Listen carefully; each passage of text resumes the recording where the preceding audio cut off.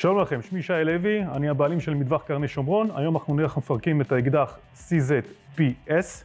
יש גם כזה CZP-10C, שניהם אותו פירוק למעשה. כמובן שאנחנו צריכים קודם כל לעשות את הפריקה בצורה מסודרת ובטיחותית בבית. כרגע נראה לכם את זה בצורה מהירה. אני מבצע את הפריקה כאן במטווח בצורה בטיחותית, אתם בבית תשמרו על הבטיחות. יש לנו כאן את העצר מחלק, שאנחנו לא מתייחסים אליו כרגע. אותו האחיזה שיש לי בכף היד עם הידית האחיזה, אני מעלה את האצבעות כלפי מעלה. שימו לב, אותה האחיזה, האצבעות עולות כלפי מעלה. מכאן בנקודה הזאת אני טיפה מושך לאחור, נעזר באצבעות טיפה מושך לאחור. שני הפינים האלו שנמצאים כאן, נאחז בעזרת האצבעות כמו תנועת מלקחיים, מושך אותם כלפי מטה, ועם האצבעות האלו מעל המחלק דוחק קדימה. למעשה האקדח יתפרק, גוף הנשק. כאן יש לנו את הקפיץ מחזיר, דוחק טיפה פנימה, מושך החוצה, ויש לנו את הקנה והמחלק. זה הפירוק שמעניין אותנו, יותר מזה זה כבר פירוק של נשק, אז לא לעשות משחקים בבית.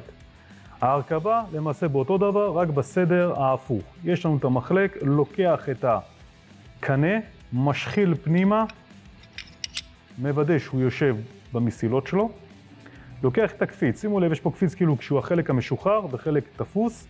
החלק המשוחרר הולך קדימה, והחלק התפוס נכנס פה. יש כאן איזושהי מגרד קטנה, שזה התושבת של החצי עיגול כאן. נכנס, לאט לאט. יש לנו פה את הקליק. לאחר שהרכבנו את הקפיץ, מסילות, לוקח אותו, מושך לאחור, ולמעשה הרכבנו את האקדח. שוב אראה לכם, למעלה, טיפה אחורה, שני הפינים האלו, מוריד למטה, דוחק, יצא, קפיץ, קנה, שוב, הרכבה,